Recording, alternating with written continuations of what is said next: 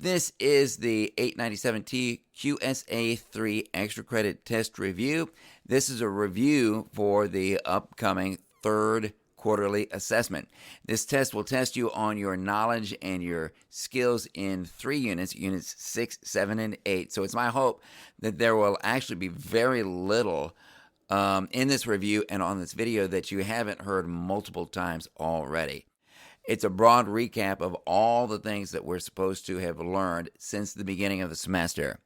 And so we're just going to go down these questions, go right down the line, and I'm going to discuss each and every one of these and hopefully kind of bring some comparisons to today along with some of these. And we'll just go right down the line. So let's start with the Ming Dynasty. The Ming Dynasty was a Chinese dynasty that existed during the European Age of Exploration. The Ming Dynasty had already done extensive exploring of their own. And so who was this person, this Zheng Ha? Zheng Ha was, if you'll remember, a Chinese admiral, explorer, diplomat, trader, who led 7 what they call treasure voyages throughout the Indian Ocean trade network between 1405 and 1433. And his treasure ships, as they were called, were gigantic, and he had fleets that consisted of 28,000 sailors, and he sailed all the way from China to East Africa and back. Now, don't get the wrong idea. They weren't... there was no wilderness that they were going to. They weren't on a voyage of discovering previously unknown lands or anything like that. The Indian Ocean Trade Network was already a very vast, well-developed, very lucrative, very sophisticated trade system. And Zheng Ha and his treasure voyages were really just there to promote Chinese trade, Chinese commerce, Chinese products. And so what were the reasons that the Ming Dynasty shut down these treasure voyages after Zheng Ha died? The biggest reason was defense, but there were several others.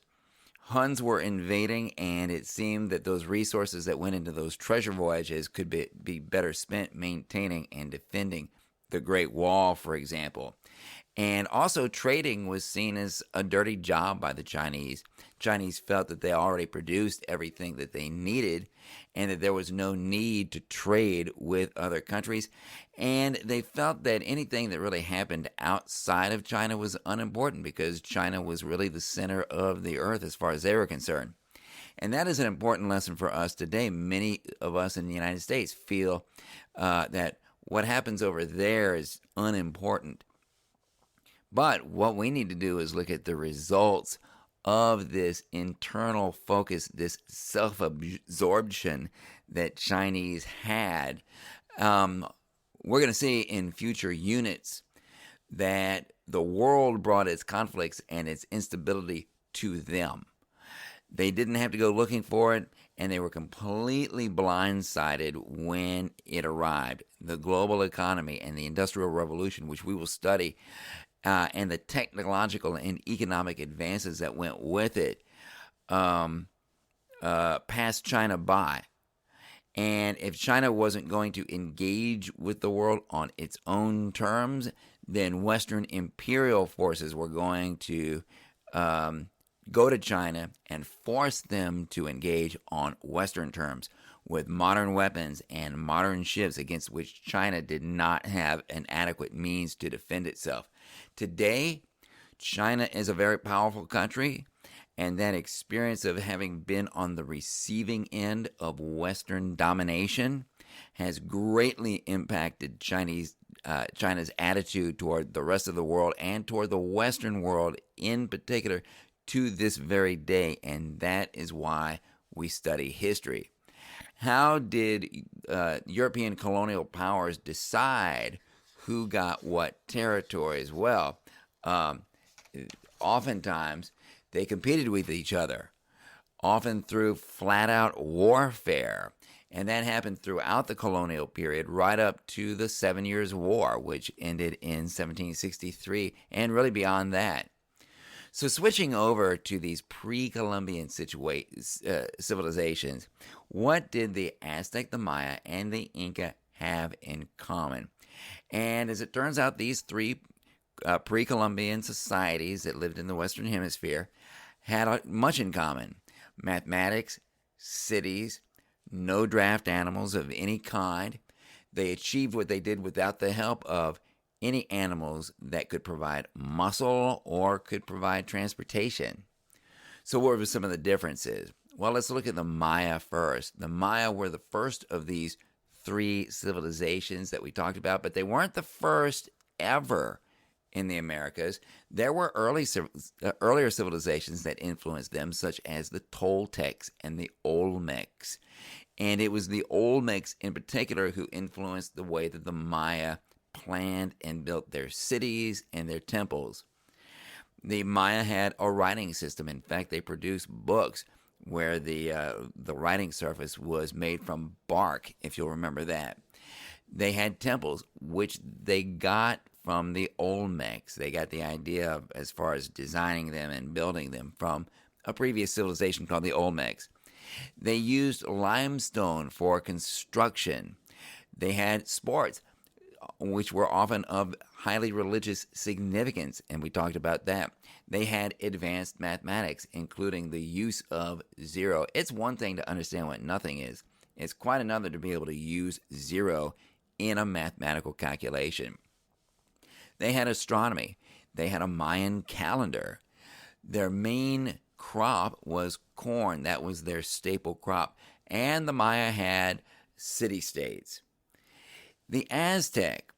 Remember that the Aztec, like the Maya, they had astronomy. They also had a solar calendar, and they had that in common with the Maya. And if they had astronomy and they had a calendar, that means they also had advanced mathematics like the Maya. They had corn in common with the Maya. And however, there was a big difference. For growing corn in the middle of a lake, which was where their capital city was, the Aztecs invented these things called chinampas, which were artificial islands for growing corn on top of the water.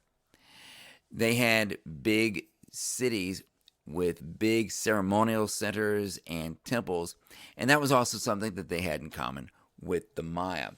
But when it comes to these temples, they did have something a bit different from the Maya, and that was massive, continual human sacrifice.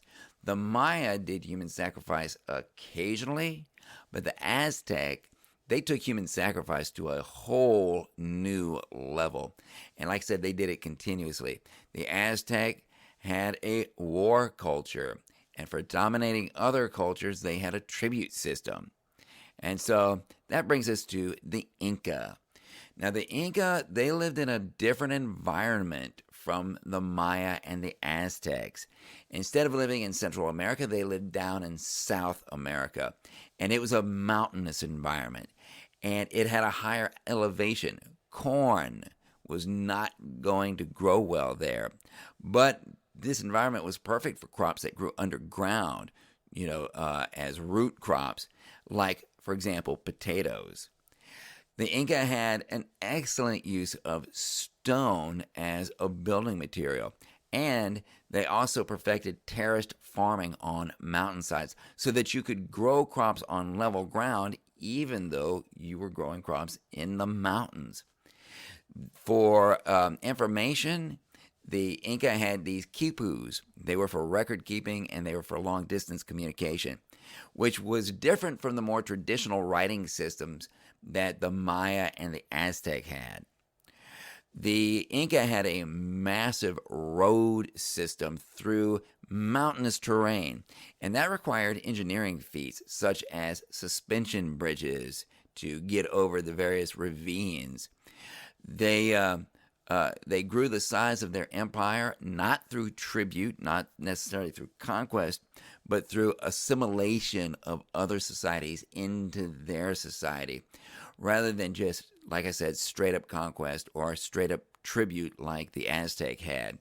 If they wanted to conquer you, they invited you to become them. You were going to be Inca just like they were. You weren't going to be a conquered people. You weren't going to be a people who paid tribute. You were going to be them. And so their main crop was potatoes, not corn. And like the Maya and the Aztec, they had advanced mathematics, including they developed the decimal system. So back to these European explorers. Now that we kind of recapped these pre-Columbian civilizations, the Maya, the Inca, the Aztec, what were two reasons why Europeans wanted to go exploring? And these are two closely related reasons, and it's two of many. They wanted to bypass the Ottoman Empire by finding a direct route to Asia around the Ottomans to get to those Asian spice sources. We often call the Ottoman Empire the Ottoman Turks because they were centered in modern day Turkey. When Europeans had to get those spices through the Ottomans because the Ottomans were sitting on those trade routes between the Indian Ocean Trade Network and Europe, Ottoman merchants and Ottoman officials did what merchants and officials do everywhere. They jacked up the prices of these spices. And that rhymes, and maybe that is a good memory tool for you. They jacked up the prices of these spices. The other reason that Europeans wanted to get around the Ottoman Empire was they felt very threatened by the Ottoman Empire militarily and culturally. The Ottoman Empire was an Islamic empire. They were Muslims. And I've got to make that clear because I find that many students do not get the connection between those two words. Islam is the name of a religion. Muslims are people who practice the religion of Islam. So Islam, Muslim and Islamic mean the same thing. And the Ottoman Empire was a particularly aggressive Islamic empire. They had a lot of territory in Europe, and they had great ambitions of conquest in Europe. And Christian Europeans, such as the Spanish and the Portuguese, saw getting around the Ottoman Empire to Asia as a potential win for Christianity. So that's important. So spices and Christianity, these were major motives for exploration and trade. And don't forget that the Spice Islands in particular and where they are in the Indian Ocean. That's in modern-day Indonesia. So if you know where Indonesia is, you know where those Spice Islands are. These islands became Portuguese territory until the Dutch took them over, and the Dutch ruled these islands for centuries, all the way until after World War II. And the Indonesian people actually had to go to war with the Dutch multiple times to get them to leave. So this age of European exploration and conquest and settlement had consequences that have permanently impacted the world to this very day in every way that you can imagine.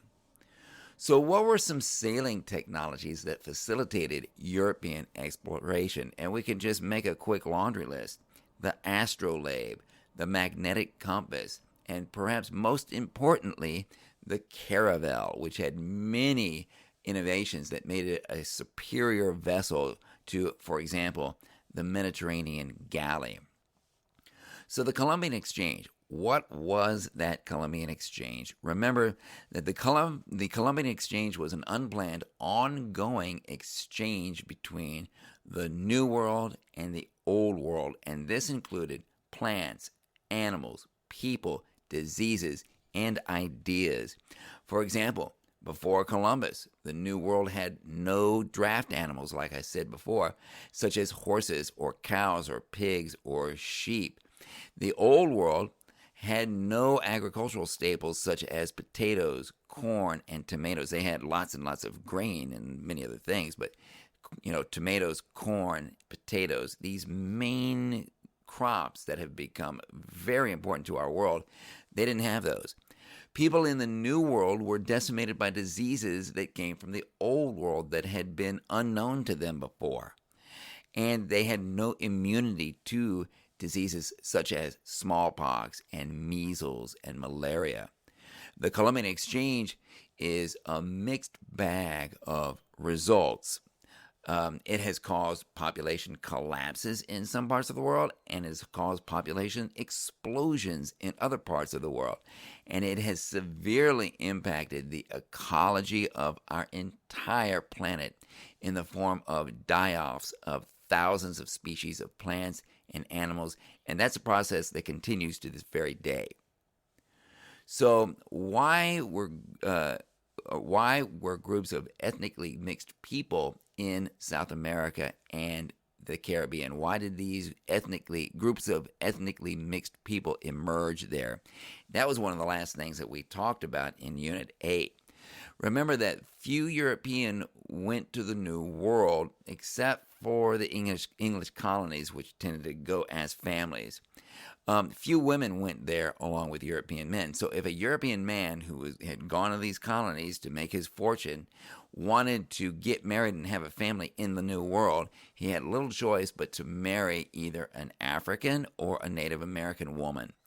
And there were many children born of such marriages, and these comprised new groups of ethnically mixed ancestry.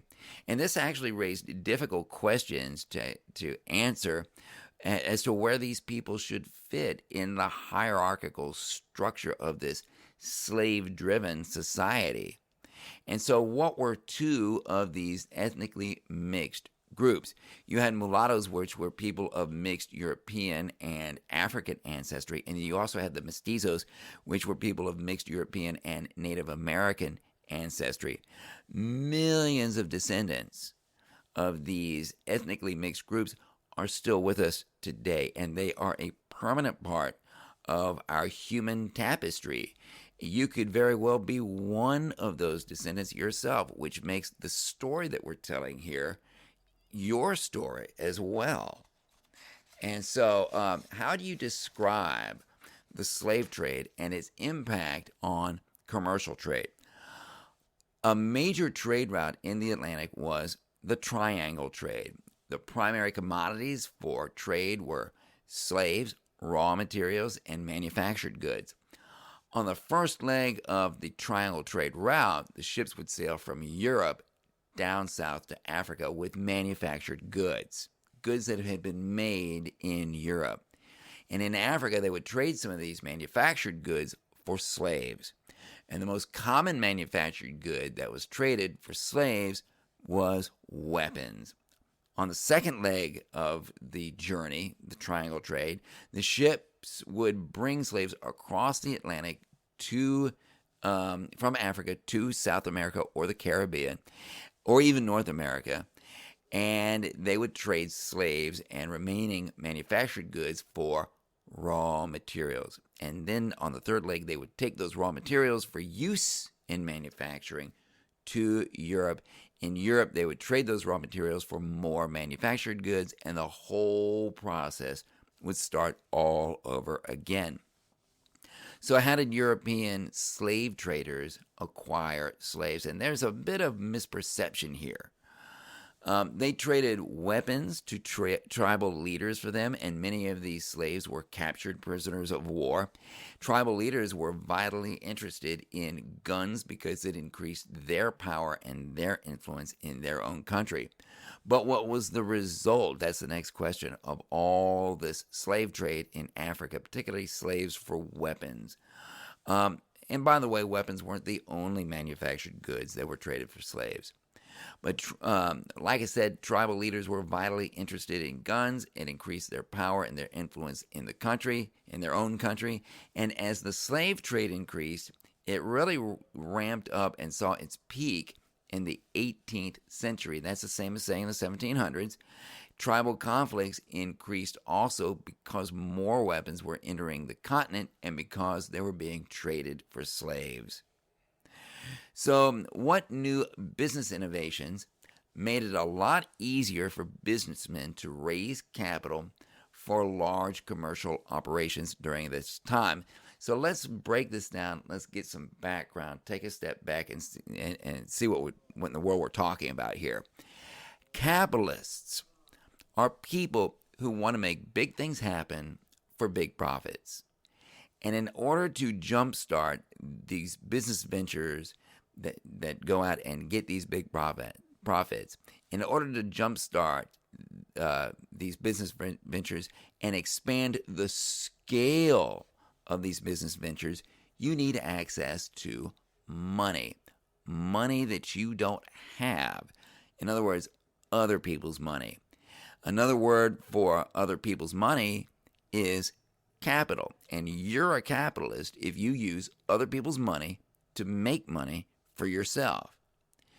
Where do you get other people's money? Well, two big sources. Number one, you can borrow it from a bank, or you can go to an individual investor. Banking had advanced a great deal during the Renaissance. Back during the Middle Ages, the church heavily enforced laws that made lending and borrowing money difficult. They had laws against charging interest for loans. Charging interest on a loan was called usury. But by the time of the Renaissance, these usury laws were going away, and people could borrow money for business purposes. So that's one thing, the banking. As trade began to go global just after the Renaissance, the joint stock company was invented. And this type of company allowed capitalists to sell little bits of ownership of their business directly to investors to raise money. And investors could even trade these stocks with each other. So those two financial advancements, banking and the joint stock company, really increased the amount of trade going on in the world during this time because it increased the amount of available capital during this time.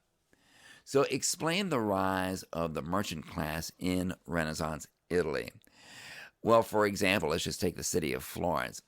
Florence was a center of trade in woolen cloth, which employed about a third of the population of the city. And merchants eventually kicked the nobles out of the city and formed a republic. Patronage, what is it? When you're talking about, for example, art, patronage refers to the customer who's buying the art. He's the patron. He's patronizing the art. In other words, he's the customer. He is consuming the art. Before the Renaissance, the ones who used to patronize art were the church. They wanted religious themes. They wanted the art done a certain way. But then after the Renaissance, merchants and bankers, or actually during the Renaissance, after the Renaissance began, merchants and bankers were also able to afford more art. And art was considered a good investment. And so these new kinds of patrons, like merchants and bankers and private citizens, they don't want the same things in their art that the church wants. And so a lot of times they don't tell the artist what to do at all. And that started giving artists much more freedom in terms of how they wanted to create their art. So a couple of Renaissance ideas: humanism, secularism. What is humanism? Well, if you'll remember, humanism was the idea that humans are worth contemplating in every way. Therefore, intellectual and artistic thought should be devoted to human accomplishments, human expression, human emotion, and human individuality, to the human body, to human achievements, human history, human fulfillment. Humanism was also an educational curriculum that stressed these things and was designed for providing an education that was broad and practical and flexible. Add to that secularism. What is secularism? That's a part of humanism. Secularism is the idea that things outside of God and church and faith and salvation and eternity were also worth contemplating. And this opened the door to such things as humanism, civics, and studying the classics, the works of ancient Romans and ancient Greeks. Secularism was a foundational advancement in philosophical thought that brought Renaissance thinkers out of the Middle Ages. So, what were some major characteristics of that Renaissance? Well, of course, you had humanism, you had secularism. Another big value was eloquence and precision of expression, whether that be with words or with art. And then finally, a huge element of the Renaissance was the classics, ancient Greek and Roman art and literature and thought. So, what were some artistic developments that came from humanist values and impacted Renaissance art? You had such things as linear perspective, backgrounds, emphasis on the human body. Remember, that's a combination of the values of the Renaissance that we're talking about: humanism, secularism, eloquence, and precision of expression. Portraiture. We want to know what people actually look like. Images with human expression and human emotion in them. Rediscovering classical artistic achievements such as statues and domes, and rediscovering classical artistic themes that go beyond religious themes or biblical themes. Secular subjects in art such as mythological subjects and everyday life and everyday people became the thing to do. How did the Renaissance impact European exploration and conquest and settlement? Now, this is a little more subtle, so I'll try to flush this out. The values of secularism and humanism set in motion a process in which, for example, kings consolidated their power. Now, this process took generations. Monarchs had to compete with their own nobles and with the church for that power. The secularism that the Renaissance learning and culture emphasized naturally made the church a little less important and made non-church leaders such as princes and kings more important. And it made the spiritual world of eternity and salvation, etc., less important, and it made the everyday world, the temporal world of the here and now, in which monarchs operated, more important. So the humanism angle expressed in the Renaissance stressed the importance of human potential, human achievement, human expression, human curiosity about this temporal world. And when I say the temporal world, what I mean by that is I mean this physical, finite world of the here and now, down here, as opposed to the eternal, infinite world of spirituality in heaven. Humanism inspired secular monarchs to send their other daring humans to go out and find what was out there and to find riches that would glorify the king and glorify the nation and bring wealth and human knowledge that would expand these temporal possibilities even more. So the Renaissance was one of the things that made large overseas colonial empires possible for the political rulers of countries such as Spain, Portugal, England, France, and the Dutch Republic. So what was the most immediate cause of this? Oh, we got a new subject, this Protestant Reformation. When and where did this happen? Let's see if we can maybe make this a little. When and where did this happen? We don't need to know the word cause. There. That's going to be a lot better. When and where did this cause? Oh, I get it now. This cause of the Reformation. Okay, we'll keep that then. When and where did this cause of the Protestant Reformation happen? All right, so keep in mind that, and we've studied this date, in October 1517, when Martin Luther nailed his 95 Theses to the door of the Wittenberg Church, that's really what started the revolution, the Reformation. That's the moment that the Protestant Reformation caught fire. He objected primarily to the sale of these items called indulgences. I actually showed a picture of one, which he felt was doctrinally unsound, and he felt that these indulgences were also connected to corrupt practices such as simony, and we talked about what simony was, and nepotism, and we talked about absenteeism, and we talked about pluralism, and all these are forms of church corruption.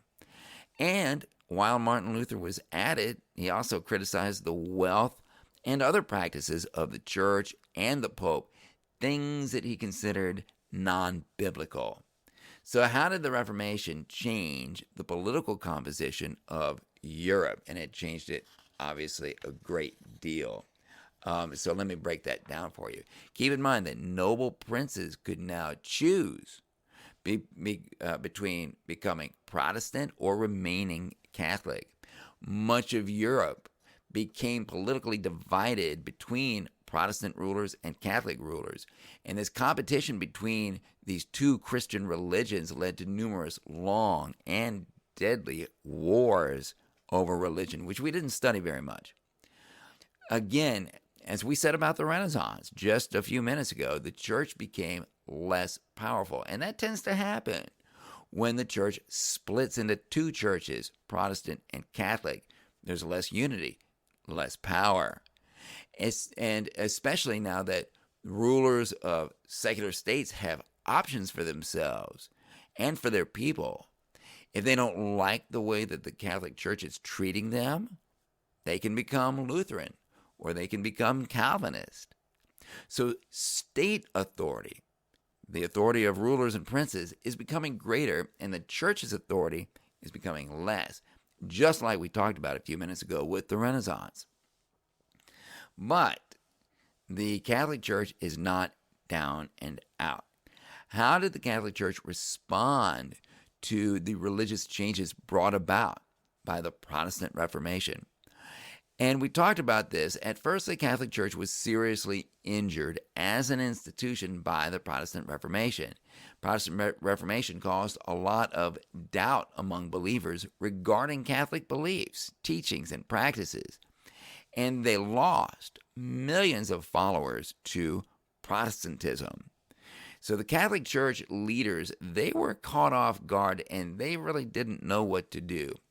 But then Pope Paul III took charge and he led the Catholic Church to a very strong rebound. One of the most important things that he did was to call a council together, and it was called the Council of Trent. And this was a council of church leaders that met off and on in a city called Trent for 18 years, all the way from 1845 to 1863.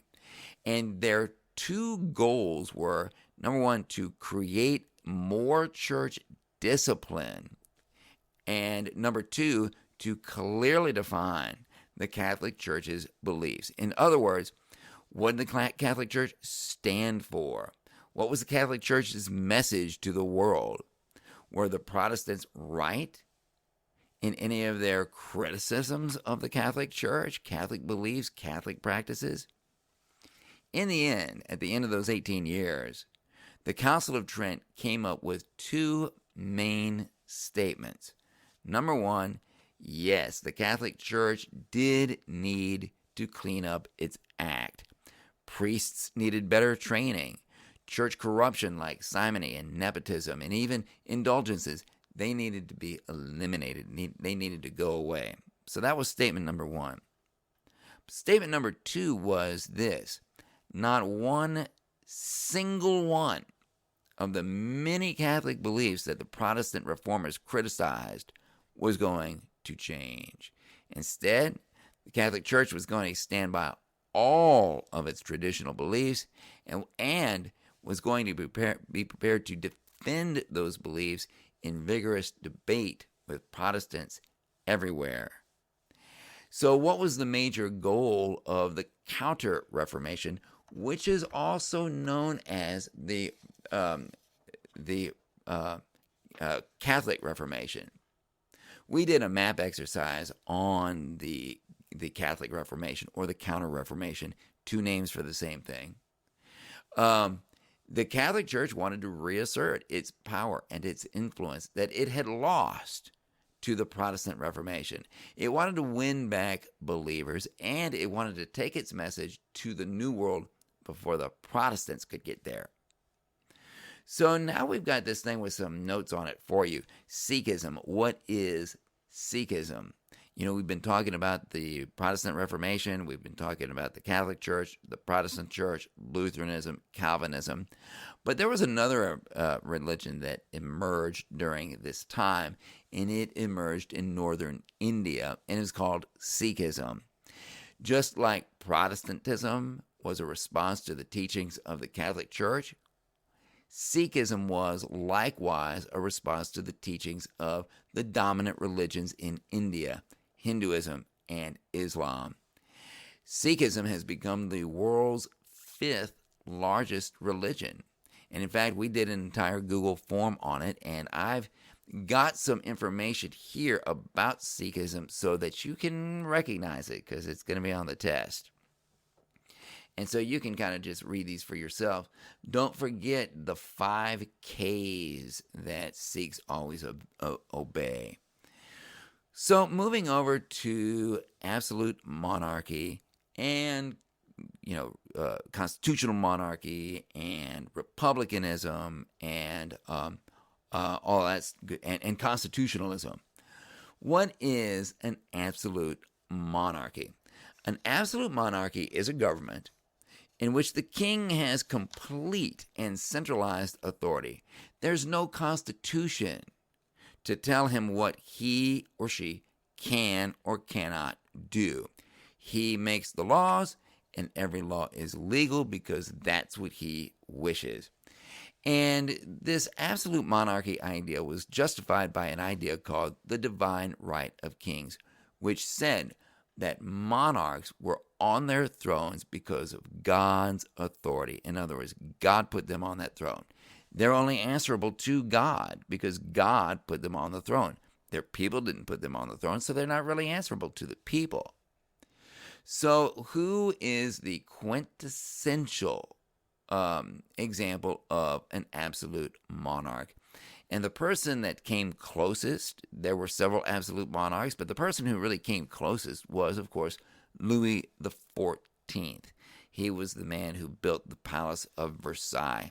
He ruled for, I think, 72 years. He ruled so long that he actually outlived his son and his grandson, and his great-grandson actually succeeded him as king.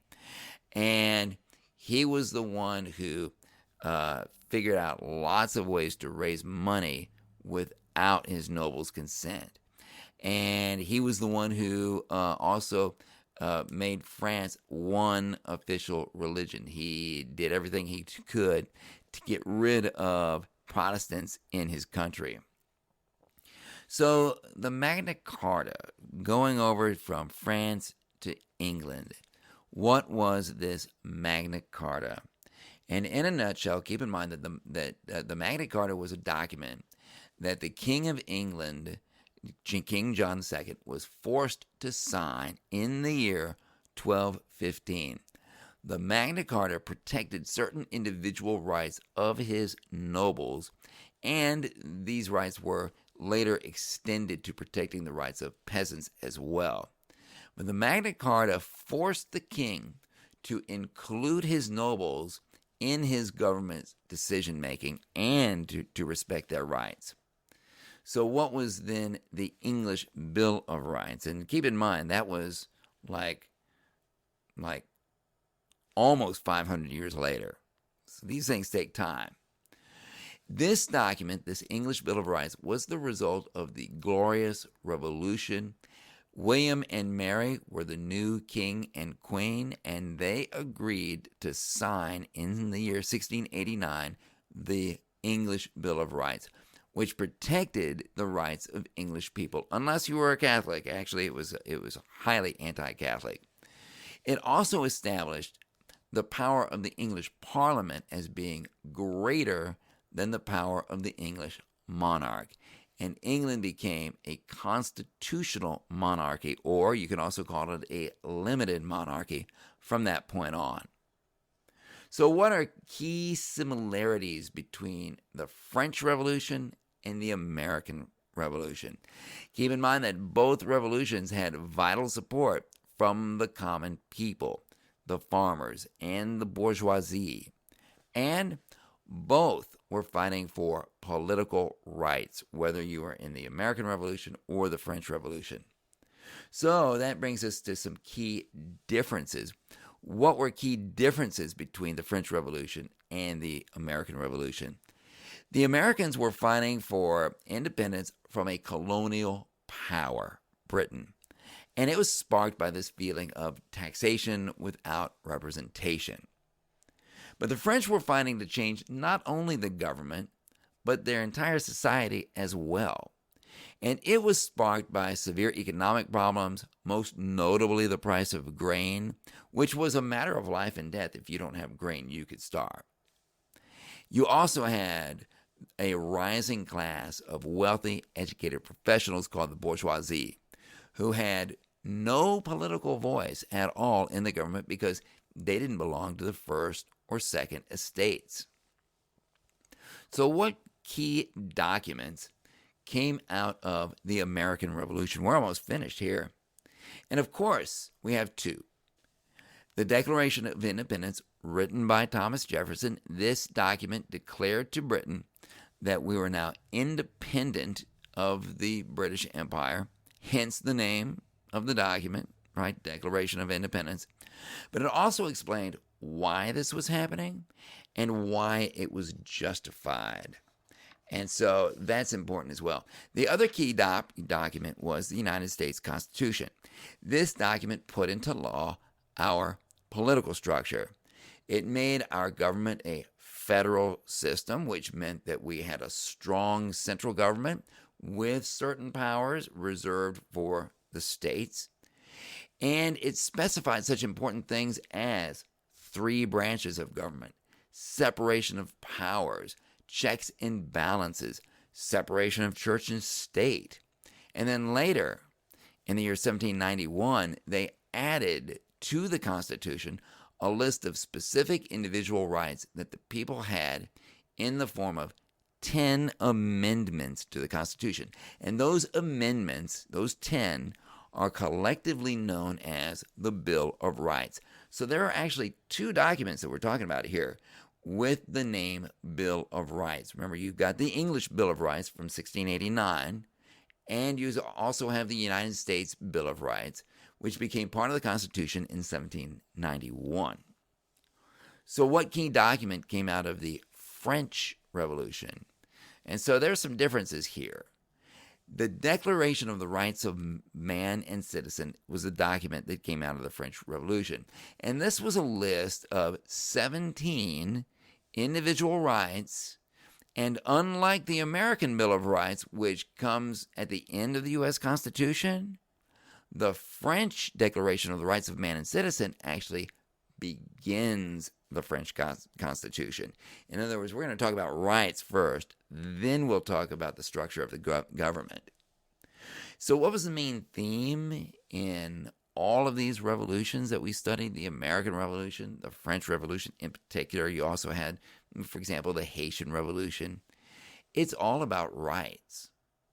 It's all about individual rights. So what ideas did John Locke have that influenced the Declaration of Independence? Oh, you've seen it a million times. Things like natural rights, the right to life, liberty, and property, which Thomas Jefferson adjusted to life, liberty, and the pursuit of happiness. It's got another of Locke's ideas, rule by consent of the governed, the right to change a government if that government is not protecting people's rights. And so that marks the end of our review. I hope you find this beneficial. If you're looking at this video and you're using it to fill out your extra credit review, congratulations to you. I'm sure you'll do well on this quarterly summative assessment, and we will see you then. Bye.